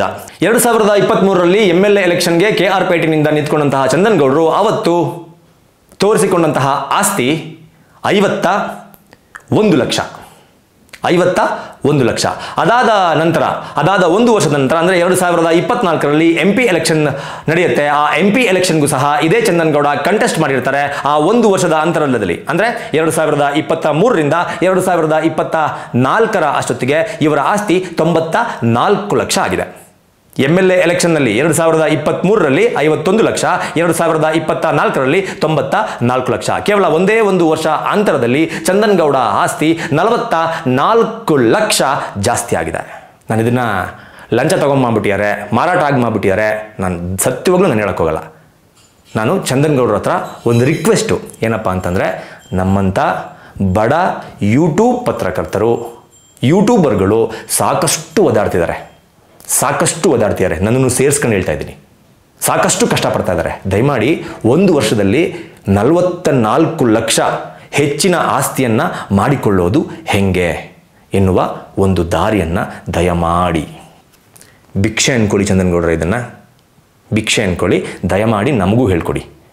ನಮ್ಮಂಥ ಎಷ್ಟೋ ಜನ, ಸಾವಿರಾರು ಜನ ಯೂಟ್ಯೂಬರ್ಸ್ಗಳು, ಜರ್ನಲಿಸ್ಟ್ಗಳು ಕರ್ನಾಟಕದಲ್ಲಿದ್ದಾರೆ. ಅವರು, ನಾನು ಸತ್ಯವಾಗ್ಲೂ ಅಲಿಗೇಷನ್ ಮಾಡ್ತಾ ಇಲ್ಲ, ಇಷ್ಟೊಂದು ದುಡ್ಡು ಹೆಂಗೆ ಬಂದಿದೆ, ನೀವು ಅಲ್ಲೆಲ್ಲ ತೊಗೊಂಡ್ಬಿಟ್ಟಿದ್ದೀರಾ, ಇಲ್ಲೆಲ್ಲ ತೊಗೊಂಡ್ಬಿಟ್ಟಿದ್ದೀರಾ ಅಂತ ನಾನು ಕೇಳ್ತಾನೂ ಇಲ್ಲ, ನನಗದು ಬೇಕಾಗೂ ಇಲ್ಲ. ಏನಂತಾರೆ, ನೀವು ಹೇಳುವ ಪ್ರಕಾರನೇ ಸಾಕ್ಷಿ ಇಲ್ಲದೆ ಯಾವ ಆರೋಪವನ್ನು ಸಹ ಮಾಡಬಾರ್ದು. ಹಾಗಾಗಿ ನಾನು ಸಾಕ್ಷಿ ಇಲ್ಲದೆ ಯಾವ ಆರೋಪವನ್ನು ಸಹ ಮಾಡೋದಿಲ್ಲ. ಬಟ್ ದಯಮಾಡಿ 2023ರಲ್ಲಿ 51 ಲಕ್ಷ ಇದ್ದಂತಹ ನಿಮ್ಮ ಆಸ್ತಿ 2024ಕ್ಕೆ ಬರುವಷ್ಟರಲ್ಲಿ 94 ಲಕ್ಷ ಹೆಂಗಾಯಿತು? ಈ ವಿಡಿಯೋ ನೋಡಿದ್ರಲ್ಲ, ಈ ವಿಡಿಯೋದಲ್ಲಿ ಎಲ್ಲಾದರೂ ನಾನು ಇದು ಅಕ್ರಮ ಹಣ, ಇದು ಧರ್ಮಸ್ಥಳದ ವಿರೋಧಿ ಗ್ಯಾಂಗ್ನ ಕಡೆಯಿಂದ ಚಂದನ್ ಗೌಡಗೆ ಫಂಡಿಂಗ್ ಆಗಿದೆ, ಈ ಫಂಡಿಂಗ್ ದುಡ್ಡು ಇದೆಲ್ಲವೂ ಕೂಡ ಎಲೆಕ್ಷನ್ ಕಮಿಷನ್ಗೆ ಸಲ್ಲಿಸಿರುವ ಎಲ್ಲ ದಾಖಲೆಗಳು ಸಹ ಸುಳ್ಳು, ಇದಕ್ಕೆ ಚಂದನ್ ಗೌಡ ಉತ್ತರ ಕೊಡಬೇಕು. ಇದು ಒಳ್ಳೆ ದುಡ್ಡಲ್ಲ, ಇದು ಕೆಟ್ಟ ದುಡ್ಡು, ಹಡಬೆ ದುಡ್ಡು, ವಾಮ ಮಾರ್ಗದ ಮೂಲಕ ಸಂಪಾದನೆ ಮಾಡಿರುವ ದುಡ್ಡು, ಕೆಟ್ಟ ರೀತಿಯಲ್ಲಿ ಸಂಪಾದನೆ ಮಾಡಿರುವ ದುಡ್ಡು ಅಂತ ಎಲ್ಲಾದರೂ ಈ ವಿಡಿಯೋದಲ್ಲಿ ನಾನು ಹೇಳಿದ್ದೇನು? ಸಿಂಪಲ್. 2023ರಲ್ಲಿ 51 ಲಕ್ಷ ಆಯಿತು, 2024ರಲ್ಲಿ 94 ಲಕ್ಷ ಆಯಿತು. ಒಂದೇ ವರ್ಷದ ಅಂತರದಲ್ಲಿ ಹತ್ತಿರ 43ರಿಂದ 44 ಲಕ್ಷವರೆಗೂ ಕೂಡ ಆದಾಯ ಹೆಚ್ಚಾಗಿದೆ. ಅದು ಹೆಂಗೆ ಸಾಧ್ಯ ಆಯಿತು ಗೌಡ್ರೆ? ನೀವು ಯೂಟ್ಯೂಬ್ನಲ್ಲಿ ದುಡಿತೀನಿ, YouTube is my main source ಅಂತ ಹೇಳಿದಿರ. ಹಂಗಿದ್ಮೇಲೆ ಒಂದು ವರ್ಷದಲ್ಲಿ ಇಷ್ಟೆಲ್ಲ ದುಡ್ಡನ್ನು ದುಡಿಯೋದಕ್ಕೆ ಸಾಧ್ಯ ಇದೆಯಾ? ಅನ್ನೋದು ನನ್ನ ಪ್ರಶ್ನೆ ಆಗಿತ್ತು. 2023ರಲ್ಲಿ ಅವರ ಮನೆಯಲ್ಲಿ 5 ಜನ ಇದ್ರಂತೆ. 2024ರಲ್ಲೂ ಸಹ ಅವರ ಮನೆಯಲ್ಲಿ 5 ಜನ ಇದ್ರು. ಆದರೆ 23ಕ್ಕೂ 24ಕ್ಕೂ ಸಂಬಂಧ ಏನಪ್ಪಾ ಅಂತಂದ್ರೆ 23ರಲ್ಲಿ ಚಂದನ್ ಗೌಡರು ಮದುವೆ ಆಗಿರಲಿಲ್ಲ, 24ರಲ್ಲಿ ಚಂದನ್ ಗೌಡರಿಗೆ ಮದುವೆ ಆಗಿತ್ತು. ಮದುವೆ ಆದ ತನ್ನ ಪತ್ನಿಯ ಆಸ್ತಿಯೂ ಸಹ ಅದರಲ್ಲಿ ಸೇರಿಕೊಳ್ಳುತ್ತೆ. ಹತ್ತಿರ 19 ಲಕ್ಷ ರೂಪಾಯಿ ಏನು ಅಂತ ಚಂದನ್ ಗೌಡರು ಹೇಳಿದ್ದಾರೆ, ಅದು ಕೂಡ ಸೇರಿಕೊಳ್ಳುತ್ತೆ. ಅದಾದ ನಂತರ ಅದರಲ್ಲಿ 9 ಲಕ್ಷ ಲೋನನ್ನು ಕಳೆದ್ರೆ ಇನ್ನೊಂದಷ್ಟು ಅಂದರೆ 14 ಲಕ್ಷದಷ್ಟು ಹಣ ಉಳ್ಕೊಳ್ಳುತ್ತೆ. ಮಂಜು ಗೌಡ್ರೆ, ನನಗೆ ನೀವು ಇವಾಗ ಹೇಳಿ, 5 ಜನ ಮನೆಯಲ್ಲಿರುವ 5 ಜನ ಸೇರಿ 1 ವರ್ಷಕ್ಕೆ 14 ಲಕ್ಷ ದುಡಿಯೋದಕ್ಕೆ ಆಗಲ್ವಾ ಅಂತ ನನಗೆ ಪ್ರಶ್ನೆ ಮಾಡಿದ್ರು. ಆಗತ್ತೆ ಅಂತ ನಾನು ಉತ್ತರವನ್ನು ಕೊಟ್ಟಿದ್ದೀನಿ. ನಾನು ಮಾಡಿದಂತಹ ಪ್ರಶ್ನೆಗಳಿಗೆ, ನನ್ನ ತಲೆಯಲ್ಲಿ ಬಂದಂತಹ ಪ್ರಶ್ನೆಗಳನ್ನು ಚಂದನ್ ಗೌಡಗೆ ಕೇಳಿದ ನಂತರ ಅವರು ಅದಕ್ಕೆ ಪರ್ಫೆಕ್ಟ್ ಆದಂತಹ ಉತ್ತರವನ್ನು ಕೊಟ್ಟ ಮೇಲೂ ಸಹ ಆ ವಿಚಾರದಲ್ಲೂ ಮೊಂಡು ವಾದವನ್ನು ಮಾಡುವಂತಹ ವ್ಯಕ್ತಿ ಈ ಮಂಜು ಗೌಡ ಅಲ್ಲ. ಇಡೀ ಕಂಪ್ಲೀಟ್ ಚಂದನ್ ಗೌಡರು ಮಾಡಿದಂತಹ ಲಾಸ್ಟ್ ವಿಡಿಯೋದಲ್ಲಿ, ಇದನ್ನು ನಾನು ಚಂದನ್ ಗೌಡರಿಗೆ ಹೇಳ್ತಾ ಇಲ್ಲ ಅಂತ ಸ್ಟಾರ್ಟಿಂಗೇ ಹೇಳಿದ್ದೀನಿ, ಇದನ್ನು ಯಾರೆಲ್ಲ ಅರ್ಧ ತಲೆ ಬಳಸ್ಕೋಬೇಕು, ಅರ್ಧ ಮೀಸೆ ಬಳಸ್ಕೋಬೇಕು, ಗಡ್ಡ ಬಳಸ್ಕೋಬೇಕು ಅಂತ ಆಸೆ ಪಡ್ತಾ ಇದ್ದಾರಲ್ಲ ಅವ್ರಿಗೆ ಹೇಳ್ತಾ ಇದ್ದೀನಿ. ಲಾಸ್ಟ್ ಚಂದನ್ ಗೌಡರು ಮಾಡಿದಂತಹ ವಿಡಿಯೋದಲ್ಲಿ ಯಾವ ಪ್ರಶ್ನೆಗಳಿಗೂ ಸಹ ಉತ್ತರ ಸಿಕ್ಕಿರಲಿಲ್ಲ. ಸಿಕ್ಕಿದ್ದು ಕೇವಲ ಎಲೆಕ್ಷನ್ ಕಮಿಷನ್ನ ವಿಚಾರದಲ್ಲಿ. ಆರೋಪ ಅಲ್ಲ, ಅದು ಪ್ರಶ್ನೆ. ಮತ್ತೊಂದ್ಸಲಿ ಹೋಗಿ ತೆಗೆದು ನೋಡಿ, ನೀಟಾಗಿ ತೆಗೆದು ನೋಡಬೇಕು ನೀಟಾಗಿ ಮತ್ತೊಂದ್ಸಲಿ ಹೋಗಿ. ನಾನೆಲ್ಲೂ ಕೂಡ ಇದು ಅಕ್ರಮ ಹಣ ಅಂತ ನಾನು ಹೇಳೇ ಇಲ್ಲ. ನಾನು ಇಷ್ಟೊಂದು ಆಸ್ತಿ ಹೆಂಗೆ ಜಾಸ್ತಿ ಆಯಿತು ಅಂತ ಕೇಳಿದ್ದೀನಿ ಬಿಟ್ರೆ, ಅದಕ್ಕೆ ಒಂದು ಕ್ಲಾರಿಫಿಕೇಶನ್ ಅನ್ನು ಕೊಡಿ ಅಂತ ಕೇಳಿದ್ದೀನಿ ಬಿಟ್ರೆ, ಯೂಟ್ಯೂಬ್ನಿಂದಾನೇ ಆ ದುಡ್ಡು ಬಂದಿದ್ದು ಅನ್ನೋದೇ ನಿಜ ಆದರೆ ದಯವಿಟ್ಟು ಅದನ್ನು ನಮಗೂ ಕೂಡ ಹೇಳ್ಕೊಡಿ ಅಂತ ರಿಕ್ವೆಸ್ಟ್ ಮಾಡ್ಕೊಂಡಿದ್ದೀನಿ ಬಿಟ್ರೆ, ನಾನು ಚಂದನ್ ಗೌಡ 1 ವರ್ಷದಲ್ಲಿ 44 ಲಕ್ಷನ ಅಕ್ರಮವಾಗಿದ್ದು ಸಂಪಾದನೆ ಮಾಡಿಬಿಟ್ಟಿದ್ದಾರೆ, ಅದಕ್ಕೆ ಬೇಕಾದಂತಹ ಸಾಕ್ಷಿ ನಾನು ತಿಳಿದೆ ಪ್ರೂವ್ ಮಾಡ್ತೀನಿ ಅಂತ ನಾನೆಲ್ಲೂ ಹೇಳೇ ಇಲ್ಲ. ಮೋಸ್ಟ್ಲಿ ಅದನ್ನು ನೋಡ್ದಲೇ ಇಟ್ಸ್ ಓಕೆ, ಪರವಾಗಿಲ್ಲ, ಈಗಲಾದರೂ ಹೋಗಿ ನೋಡಿ ಸತ್ಯ ಏನು ಅಂತ ತಿಳ್ಕೊಳ್ಳಿ. ಇದ್ರ ಜೊತೆಗೆ ಚಂದನ್ ಗೌಡರ ಅಪೇಕ್ಷೆ ಆಗಿತ್ತು ಎಲೆಕ್ಷನ್ ಕಮಿಷನ್ನ ವಿಚಾರದಲ್ಲಿ ನಾನು ನಿಮ್ಮ ಜೊತೆಗೆ ಫೋನ್ನಲ್ಲಿ ಮಾತನಾಡಿರುವಂತಹ ವಿಚಾರದಲ್ಲಿ ನೀವು ವಿಡಿಯೋ ಸಮೇತ, ಈ ಆಡಿಯೋವನ್ನು ಬಿಟ್ಟ ನಂತರ ವಿಡಿಯೋ ಸಮೇತ ಒಂದು ಕ್ಲಾರಿಫಿಕೇಶನ್ ಅನ್ನು ಕೊಡಬೇಕು ಅಂತ ನಾನು ಇವತ್ತು ಕ್ಲಾರಿಫೈನ ಮಾಡ್ತಾ ಇದ್ದೀನಿ. ಚಂದನ್ ಗೌಡರು ಎಲೆಕ್ಷನ್ ಕಮಿಷನ್ನ ವಿಚಾರದಲ್ಲಿ ನಾನು ಏನು ಪ್ರಶ್ನೆಯನ್ನ ಕೇಳಿದ್ದೆ ಆ ಪ್ರಶ್ನೆಗೆ ಪರ್ಫೆಕ್ಟ್ ಆದಂತಹ ಉತ್ತರವನ್ನು ಅವರು ಕೊಟ್ಟಿದ್ದಾರೆ. ಅವರ ಪತ್ನಿ ಇವರ ಮನೆಗೆ ಬಂದ ತಕ್ಷಣ ಆಸ್ತಿಯ ವ್ಯಾಲ್ಯೂ ಜಾಸ್ತಿ ಆಗಿದೆ. ಒಂದಷ್ಟು ಗೋಲ್ಡನ್ನು ಸಹ ಅವರ ಪತ್ನಿ ಇವರ ಮನೆಗೆ ತೆಗೆದುಕೊಂಡು ಬಂದಿರೋದ್ರಿಂದ ಆ ಗೋಲ್ಡ್ನ ವ್ಯಾಲ್ಯೂ ಜಾಸ್ತಿ ಆಗಿದೆ. ಹಾಗಾಗಿ ಕಂಪ್ಲೀಟ್ ಆಗಿ ಆಸ್ತಿ 2023ರಲ್ಲಿ ಇದ್ದಿದ್ದಕ್ಕಿಂತ 2024ರಲ್ಲಿ ಜಾಸ್ತಿ ಆಗಿದೆ ಅನ್ನೋದು ಅವರ ಕ್ಲಾರಿಫಿಕೇಶನ್. ಅವರ ಉತ್ತರ ನನಗೆ ತೃಪ್ತಿಯನ್ನು ತಂದಿದೆ ಅನ್ನೋದನ್ನು ನಾನು ನಿಮ್ಮ ಮುಂದೆ ರಾಜಾರೋಷವಾಗಿ ಹೇಳೋದಕ್ಕೆ ಇಷ್ಟಪಡ್ತೀನಿ. ಚಂದನ್ ಗೌಡ್ರೆ, ಥ್ಯಾಂಕ್ ಯು ಸೋ ಮಚ್. ಯಾಕಪ್ಪ ಅಂತಂದರೆ ನಾನು ಕೇಳಿದಂತಹ ಪ್ರಶ್ನೆಗೆ ಪರ್ಫೆಕ್ಟ್ ಆದಂತಹ ಉತ್ತರವನ್ನು ನೀವು ಕೊಟ್ಟದ್ದಕ್ಕೆ. ಇದ್ರ ಜೊತೆಗೆ ಇನ್ನು ಚಂದನ್ ಗೌಡರು ಸಾಕಷ್ಟು ಪ್ರಶ್ನೆಗಳನ್ನು ನಾನು ಮೊನ್ನೆ ಫೋನ್ನಲ್ಲಿ ಮಾತನಾಡಬೇಕಾದ್ರೆ ಕೇಳಿದ್ರು. ನನ್ನ ಮೇಲೆ ಅಂದರು ನಿಮಗೆ ದ್ವೇಷ ಇದೆಯಾ ಅಂತ. ಚಂದನ್ ಗೌಡ್ರೆ, ನಾನು ಕ್ಲಿಯರ್ ಮಾಡ್ತೀನಿ, ನಿಮ್ಮ ಮೇಲೆ ನನಗೆ ಯಾವುದೇ ರೀತಿಯ ಎಳ್ಳಷ್ಟೂ ಕೂಡ ದ್ವೇಷ ಇಲ್ಲ. ನನಗೆ ನಿಮ್ಮ ಮೇಲೆ ಇದ್ದಂತಹ ಅಸಮಾಧಾನ ಏನಪ್ಪಾ ಅಂತಂದರೆ, ಸುಮಂತ್ ಬಂದು ನನ್ನ ಚಾನಲ್ನಲ್ಲಿ ಇಂಟರ್ವ್ಯೂ ಕೊಟ್ಟಾಗ ಆತ ಮಾಡಿದ ಆರೋಪ ಏನು, ಆ ಆರೋಪವನ್ನು ನಾನೇ ಮಾಡಿಸಿದ್ದೀನಿ ಅನ್ನೋ ನಿಟ್ಟಿನಲ್ಲಿ ನೀವು ಮಾತನಾಡಿದಿರಿ. ಅದರ ಜೊತೆಗೆ ಏನನ್ನ ಸಾಕ್ಷಿಯನ್ನು ನೀನು ಚೆಕ್ ಮಾಡಿಬಿಟ್ಟು ನೀನು ಆ ವಿಡಿಯೋವನ್ನು ಅಪ್ಲೋಡ್ ಮಾಡಿದೆ ಎನ್ನುವ ಪ್ರಶ್ನೆಯನ್ನು ಸಹ ಮಾಡಿದ್ರಿ. ನನ್ನ ಗಮನಕ್ಕೆ ತರದಲ್ಲೇ ನೀನು ಅದು ಹೆಂಗೆ ಅಪ್ಲೋಡ್ ಮಾಡಿದೆ ಎನ್ನುವ ಪ್ರಶ್ನೆಯನ್ನು ಸಹ ಮಾಡಿದ್ರಿ. ಹಾಗಾಗಿ ನಾನು ನಿಮ್ಮ ಚಾನಲ್ನಲ್ಲಿ ಒಂದಷ್ಟು ವಿಡಿಯೋಗಳನ್ನು ನೋಡಿ ನನ್ನನ್ನು ಈ ರೀತಿ ಪ್ರಶ್ನೆ ಕೇಳ್ತಾ ಇರುವ ಚಂದನ್ ಗೌಡರು ಏನೆಲ್ಲ ಮಾಡಿದ್ದಾರೆ ಅನ್ನೋದನ್ನು ನೋಡುವಾಗ ನನಗೆ ಸಿಕ್ಕಂತಹ ಒಂದಷ್ಟು ವಸ್ತು ವಿಷಯಗಳ ಆಧಾರದ ಮೇಲೆ ಮಾತ್ರ ನಾನು ನಿಮ್ಮನ್ನು ಪ್ರಶ್ನೆ ಮಾಡಿದ್ದೀನಿ ಬಿಟ್ಟರೆ ಯಾವುದೇ ಕಾರಣಕ್ಕೂ ನಿಮ್ಮ ಮೇಲೆ ನನಗೆ ಯಾವುದೇ ರೀತಿಯ ವೈಯಕ್ತಿಕ ದ್ವೇಷ ಆವತ್ತೂ ಇರಲಿಲ್ಲ, ಇವತ್ತೂ ಇಲ್ಲ. ಯಾಕಪ್ಪ ಅಂತಂದರೆ ಆವತ್ತು ನಿಮ್ಮ ಮೇಲೆ ನನಗಿರುವ ಕನ್ಸರ್ನ್ಗೇನೆ ನಾನು 1 ತಿಂಗಳ ಮುಂಚೆ ಫೋನ್ ಮಾಡಿ ನಿಮ್ಮ ಬಳಿ ನಾನು ಮಾತನಾಡಿದ್ದೆ. ಚಂದನ್ ಗೌಡ್ರೆ, ಎಲ್ಲೋ ನೀವು ಮಿಸ್ಲೀಡ್ ಆಗ್ತಾ ಇದ್ದಾರೆ ಅಂತ ನನಗೆ ಅನ್ನಿಸ್ತಾ ಇದೆ, ದಯವಿಟ್ಟು ಒಂದು ಬಾರಿ ನೋಡ್ಕೊಳ್ಳಿ ಅನ್ನುವ ಒಂದು ಸಲಹೆಯನ್ನು ಸಹ ಒಬ್ಬ ಸಹೋದರನಾಗಿ ನಿಮಗೆ ಕೊಟ್ಟಿದ್ದೆ. ಆದರೆ ನೀವು ಅದನ್ನು ತೆಗೆದುಕೊಳ್ಳದೆ ಇಷ್ಟೊಂದು ಅಂದರೆ ಈ ವಿಚಾರ ಇಲ್ಲಿಯವರೆಗೂ ಬರಬೇಕಾಯ್ತೇನೋ ಅಂತ ನನಗೆ ಇವತ್ತು ಅನ್ನಿಸ್ತಾ ಇದೆ. ಇನ್ನು ಚಂದನ್ ಗೌಡ್ರೆ, ನೀವು ಅದೇ ವಿಡಿಯೋದಲ್ಲಿ ಮತ್ತೊಂದು ಮಾತನ್ನು ಸಹ ಹೇಳಿದ್ರಿ, ಅನುಕೂಲಕ್ಕೆ ತಕ್ಕಂತೆ ಕಟ್ ಅಂಡ್ ಪೇಸ್ಟ್ ಅನ್ನ ಮಾಡಲಾಗಿದೆ ಅಂತ. ದಯಮಾಡಿ ನಾನು ನಿಮಗೆ ವಾಟ್ಸಪ್ನಲ್ಲಿ ಅದೇ ವಿಡಿಯೋದ ಲಿಂಕನ್ನು ಕಳಿಸ್ಬಿಟ್ಟು ಪ್ರಶ್ನೆನ ಮಾಡಿದ್ದೀನಿ. ಆ ವಿಡಿಯೋ ಲಿಂಕನ್ನು ಕಳಿಸಿ ಪ್ರಶ್ನೆ ಮಾಡಿ ಈ ಕಂಪ್ಲೀಟ್ ವಿಡಿಯೋದಲ್ಲಿ ಬ್ಯಾಂಗ್ಳೂರು ಪೋಸ್ಟ್ ವರದಿಯ ಆಧಾರದ ಮೇಲೆ ನಾನು ವರದಿಯನ್ನು ಮಾಡಿದ್ದೀನಿ ಅಂತ ನೀವು ಹೇಳಿರುವ ಒಂದೇ ಒಂದು ಪದವನ್ನು ನನಗೆ ತೋರಿಸಿ ಅಂತ ಕೇಳಿದ್ದೆ. ಆದರೆ ಅದಕ್ಕೆ ಚಂದನ್ ಗೌಡರು ಉತ್ತರವನ್ನು ಕೊಟ್ಟರು. ಅವರು ಏನು ಉತ್ತರವನ್ನು ಕೊಟ್ಟಿದ್ದಾರೆ ಅಂತ ನೀವು ನೋಡಿದ್ದೀರಾ. ಅದು ನಿಮಗೆ ಸ್ಯಾಟಿಸ್ಫ್ಯಾಕ್ಷನ್ ಆಗಿದೆಯೋ ಇಲ್ವೋ ಅನ್ನೋದು ನಿಮಗೆ ಬಿಟ್ಟಿದ್ದು. ಅದ್ರ ಜೊತೆಗೆ ಸೆಕ್ಯೂರಿಟಿ ಕೆಲಸವನ್ನು ಅಂದರೆ ಇದೆಲ್ಲ ಮಾಡಾದ್ಮೇಲೆ ಎಲೆಕ್ಷನ್ ಕಮಿಷನ್ನ ವಿಚಾರವಾಗಿ ಒಂದಷ್ಟು ಕ್ಲಾರಿಫಿಕೇಶನ್ ಅನ್ನು ಕೊಟ್ಟಾದ್ಮೇಲೆ ಚಂದನ್ ಗೌಡರು ಸೆಕ್ಯೂರಿಟಿ ಕೆಲಸವನ್ನು ಮಾಡು, ನಮ್ಮ ಅಂಗಡಿ ಮುಂದೆ ಬಂದು ಕೂತ್ಕೊಂಡು 7,000 ರೂಪಾಯಿ ಏನೋ ಸಂಬಳ ಕೊಡ್ತೀನಿ, ಬಟ್ಟೆ ಕೊಡ್ತೀನಿ, ಊಟ ಕೊಡ್ತೀನಿ, ಏನೋ ಒಂದಷ್ಟು ಹೇಳಿದರು. ನಿಜವಾಗ್ಲೂ ನನಗದು ಬೇಜಾರನ್ನಂತೂ ತರಿಸಿಲ್ಲ. ಯಾಕಪ್ಪ ಅಂತಂದರೆ ನಾನು ಈ ಕೆಲಸವನ್ನು ಮಾಡೋದಕ್ಕಿಂತ ಮುಂಚೆ ಮದುವೆ ಮನೆಗಳಲ್ಲಿ ಅಡುಗೆ ಸಹಾಯಕನಾಗಿ ಕೆಲಸ ಮಾಡಿದ್ದೀನಿ, ಹೋಟೆಲ್ಗಳಲ್ಲಿ ಪಾತ್ರೆ ತೊಳೆದಿದ್ದೀನಿ, ಕಂಬ ಹತ್ತಿ ಮನೆ ಹತ್ತಿ ಕೇಬಲ್ ಕೆಲಸವನ್ನು ಸಹ ಮಾಡಿದ್ದೀನಿ, ಬಾಡಿಗೆ ಗಾಡಿಗಳಿಗೆ ಡ್ರೈವರ್ ಆಗೂ ಸಹ ಕೆಲಸವನ್ನು ಮಾಡಿದ್ದೀನಿ. ಈ ಎಲ್ಲ ಕೆಲಸಗಳನ್ನು ಮಾಡಿದ ನಂತರ ನಾನು ಈ ಕೆಲಸಕ್ಕೆ ಬಂದಿರೋದು. ಸೊ ಹಾಗಾಗಿ ನನಗೆ ಸೆಕ್ಯೂರಿಟಿ ಕೆಲಸ ಅಂತಂದರೆ ಅದೊಂದು ಕೀಳು ಕೆಲಸ ಅಂತ ನನಗೆ ಅನಿಸೋಲ್ಲ. ಸೆಕ್ಯೂರಿಟಿ ಅಂತಂದರೆ ಕನ್ನಡದಲ್ಲಿ ಅನುವಾದ ಮಾಡಿ ನೋಡಿ, ಮೋಸ್ಟ್ಲಿ ಕಾವಲುಗಾರ ಅಥವಾ ರಕ್ಷಕ ಅಂತ ಬರುತ್ತೆ. ಖುಷಿ ಇದೆ ಆ ವಿಚಾರದಲ್ಲಿ. ಸೆಕ್ಯೂರಿಟಿ ಕೆಲಸವನ್ನು ನೀವು ಮಾಡಿ ಅಂತ ನನ್ನನ್ನು ಕರೆದ್ರೆ ಅಂತ ನಾನು ಸತ್ಯವಾಗ್ಲೂ ಬೇಜಾರು ಮಾಡ್ಕೊಳ್ಳಲ್ಲ. ಸತ್ಯವಾಗ್ಲೂ ನನಗೆ ಆ ವಿಚಾರವಾಗಿ ಯಾವುದೇ ರೀತಿಯ ಕೋಪ ಕೂಡ ಇಲ್ಲ. ಮಾತಿನ ಬರದಲ್ಲಿ ನೀವು ಹೇಳಿದ್ರಿ, ಅದಕ್ಕೆ ನಾನೊಂದು ಕ್ಲಾರಿಫಿಕೇಶನನ್ನು ಕೊಡಬೇಕಾಗಿತ್ತು. ಕ್ಲಾರಿಫಿಕೇಶನನ್ನು ಕೊಟ್ಟಿದ್ದೀನಿ ಅಂತ ನಾನು ಅನ್ಕೋತೀನಿ. ಇದ್ರ ಜೊತೆಗೆ ಚಂದನ್ ಗೌಡರು ನೀವೆಲ್ಲೆಲ್ಲ ಕೆಲಸ ಮಾಡಿದ್ದೀರಾ ಅನ್ನೋದನ್ನು ಕ್ಲಾರಿಫೈ ಮಾಡಬೇಕು. ನಾನಂತೂ ಕಸ್ತೂರಿ ಚಾನಲ್ನಲ್ಲಿ ಒಂದಷ್ಟು ವರ್ಷಗಳ ಕಾಲ ಕೆಲಸವನ್ನು ಮಾಡಿ ಈ ಕೆಲಸಕ್ಕೆ ಬಂದಿದ್ದೀನಿ ಅಂತ ಹೇಳಿದರು. ಚಂದನ್ ಗೌಡರಿಗೆ ನಾನು ಕ್ಲಾರಿಫೈ ಮಾಡ್ತಾ ಇದ್ದೀನಿ. ಚಂದನ್ ಗೌಡ್ರೆ, ನಾನು ಸಮಯ ನ್ಯೂಸ್ನಲ್ಲಿ ಕೆಲಸ ಮಾಡಿದ್ದೀನಿ. ಕಲರ್ಸ್ ಕನ್ನಡ ವಾಹಿನಿಯಲ್ಲಿ ಪ್ರಸಾರ ಆಗ್ತಾ ಇದ್ದಂತಹ ಬಿಗ್ ಬಾಸ್ ಸೀಸನ್ 4ಗೆ ಬ್ಯಾಕ್ ಎಂಡ್ನಲ್ಲಿ ಫ್ರೀಲ್ಯಾನ್ಸರ್ ಆಗಿ ಕೆಲಸ ಮಾಡಿದ್ದೀನಿ. ಅದಾದ ನಂತರ Greynium information and technology ಅಂದರೆ One India, Filmi Beat, Daily Hunt ಅಂತ ನೀವು ಕೇಳಿರ್ತೀರಾ, ಅಲ್ಲೂ ಕೂಡ ಹತ್ತಿರ 5 ವರ್ಷಗಳ ಕಾಲ ಕೆಲಸ ಮಾಡಿದ್ದೀನಿ.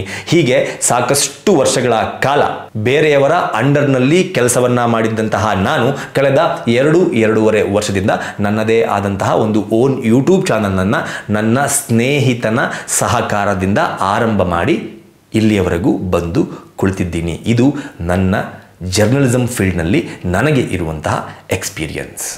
ಇದ್ರ ಜೊತೆಗೆ ಚಂದನ್ ಗೌಡರಿಗೆ ನನ್ನೊಂದು ಕಿವಿ ಮಾತು ಅಥವಾ ಸಜೆಷನ್ ಅಂತ ಒಂದಿದೆ. ದಯಮಾಡಿ ನೀವು ಒಳ್ಳೆ ಪತ್ರಕರ್ತನೇ ಇರ್ಬೋದು, ನೀವು ತುಂಬ ಒಳ್ಳೆ ವ್ಯಕ್ತಿಯೇ ಇರ್ಬೋದು, ನೀವು ಸಮಾಜಕ್ಕೆ ಒಳ್ಳೆಯದನ್ನು ಮಾಡಬೇಕು ಅಂತ ಡಿಸೈಡ್ ಮಾಡಿಕೊಂಡಿರುವಂತಹ ಮನುಷ್ಯನೇ ಇರ್ಬೋದು, ಆದರೆ ದಯಮಾಡಿ ಕೋಪವನ್ನು ಕಮ್ಮಿ ಮಾಡಿಕೊಳ್ಳಿ. ನಿಮ್ಮ ಈ ಫೀಲ್ಡ್ಗೆ ನಿಮ್ಮ ಕೋಪ ತುಂಬ ದೊಡ್ಡದಾದಂತಹ ಡ್ರಾಬ್ಯಾಕ್. ಯಾಕೆ ಅಂತಂದರೆ ನಿಮ್ಮ ನಡುವೆ ನಡೆದಂತಹ ಒಂದಷ್ಟು ವಿಚಾರಗಳ ಸಲುವಾಗಿ ನಾನು ನಿಮ್ಮನ್ನು ಅನಲೈಸ್ ಮಾಡಿ ಈ ಒಂದು ಕಿವಿ ಮಾತನ್ನು ನಿಮಗೆ ಹೇಳ್ತಾ ಇದ್ದೀನಿ. ಕೋಪವನ್ನು ಕಮ್ಮಿ ಮಾಡಿಕೊಳ್ಳಿ. ಅದರ ಜೊತೆಗೆ ಭಾಷೆಯ ಮೇಲೆ ಸ್ವಲ್ಪ ಹಿಡಿತಾ ಇರಲಿ. ಈ ಎರಡನ್ನೂ ಕೂಡ ನೀವು ಸರಿಪಡಿಸ್ಕೊಂಡಿದ್ದೇ ಆದರೆ ಮುಂದೆ ಈ ಫೀಲ್ಡ್ನಲ್ಲಿ ನಿಮಗೆ ಒಳ್ಳೆಯ ಭವಿಷ್ಯ ಖಂಡಿತ ಇದೆ. ಸೊ ಇದಿಷ್ಟು ಇಲ್ಲಿಯವರೆಗೂ ಚಂದನ್ ಗೌಡ ಅವರ ವಿಚಾರದಲ್ಲಿ ನಡೆದಂತಹ ವಾದ ಪ್ರತಿವಾದ, ಸರಿ ತಪ್ಪು, ಈ ಎಲ್ಲದರ ವಿಶ್ಲೇಷಣೆ.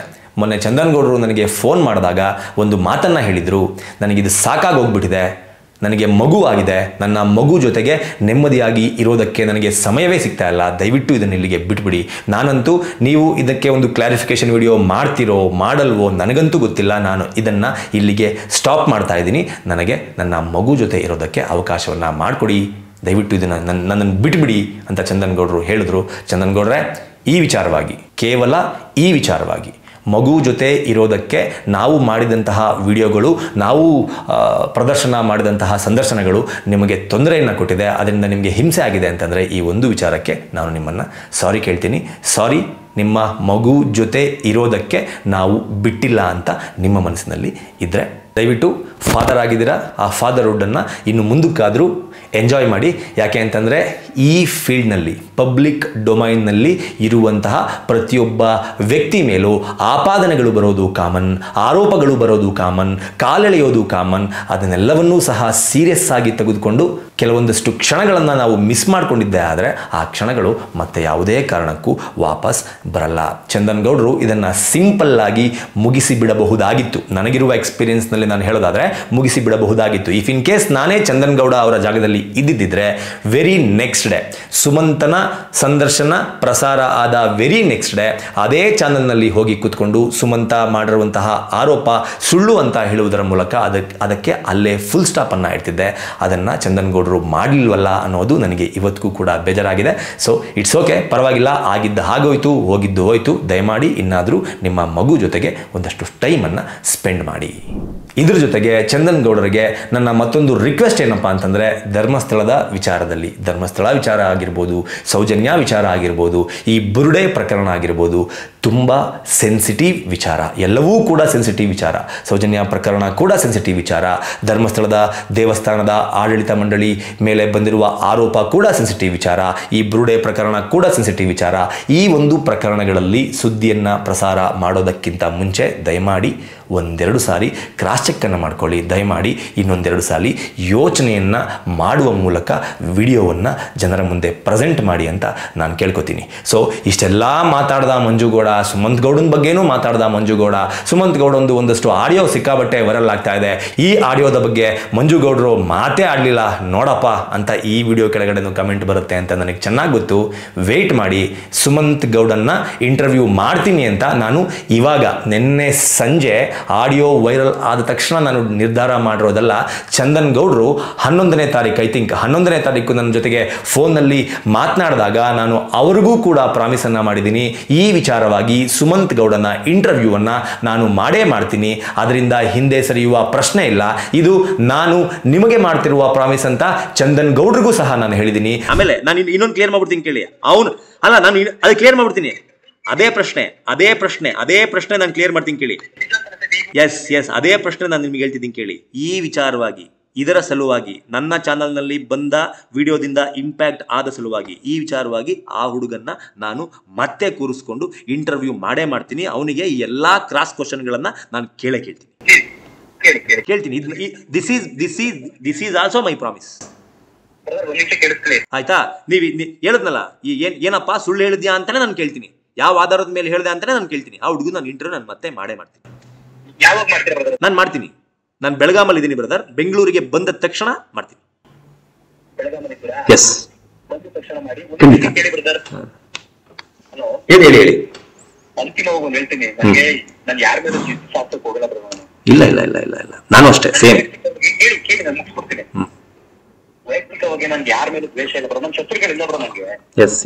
ನಾನು ಸುಮಂತ್ ಗೌಡನ ಇಂಟರ್ವ್ಯೂ ಮಾಡಬೇಕು ಅಂತ 11ನೇ ತಾರೀಕಿಗೆ ಫಿಕ್ಸ್ ಆಗಿದ್ದೆ. ಆದರೆ ಸಾಕಷ್ಟು ಕೆಲಸಗಳು ಇದ್ದ ಕಾರಣಕ್ಕೆ ಅದನ್ನ ಮಾಡೋದಕ್ಕೆ ಆಗಿರಲಿಲ್ಲ.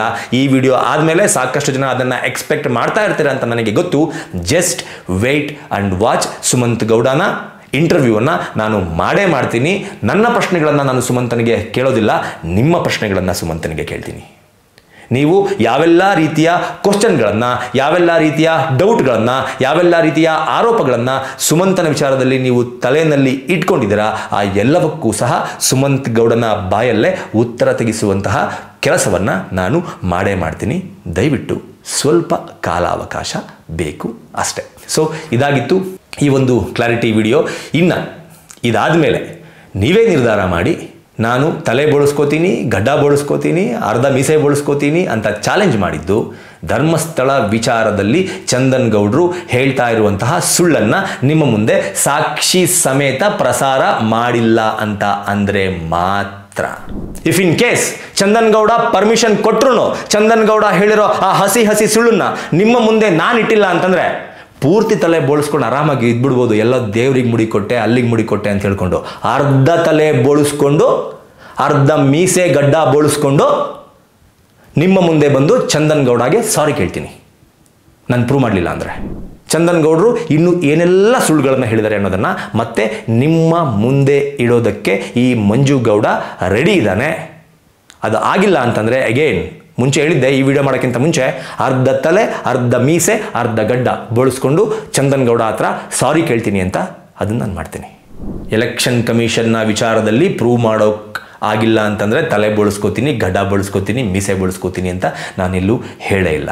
ಯಾಕಪ್ಪ ಅಂತಂದರೆ ಎಲೆಕ್ಷನ್ ಕಮಿಷನ್ನ ವಿಚಾರದಲ್ಲಿ ಚಂದನ್ ಗೌಡ ಅವರ ಆಸ್ತಿಯ ವಿಚಾರದಲ್ಲಿ ನಾನು ವ್ಯಕ್ತಪಡಿಸಿದ್ದು ಅನುಮಾನ ಅಲ್ಲ, ನಾನು ಮಾಡಿದ್ದು ಆರೋಪ ಅಲ್ಲ, ನಾನು ಕೇಳಿದ್ದು ಪ್ರಶ್ನೆ. ಹೆಂಗೆ ಇಷ್ಟು ಜಾಸ್ತಿ ಆಯಿತು ನಮ್ಮಂಥ ಯೂಟ್ಯೂಬರ್ಗಳಿಗೆ ಹೇಳ್ಕೊಡಿ, ನಾವು ಕೂಡ ಜೀವನ ಮಾಡ್ತೀವಿ ಅಂತ. ಮೋಸ್ಟ್ಲಿ ಎಲ್ರಿಗೂ ಕೂಡ ಉತ್ತರ ಸಿಕ್ಕಿದೆ ಅಂತ ಅನ್ಕೋತೀನಿ. ನೆಕ್ಸ್ಟ್ ವಿಡಿಯೋದಲ್ಲಿ ಮತ್ತೆ ಸಿಗ್ತೀನಿ. ನಮಸ್ಕಾರ.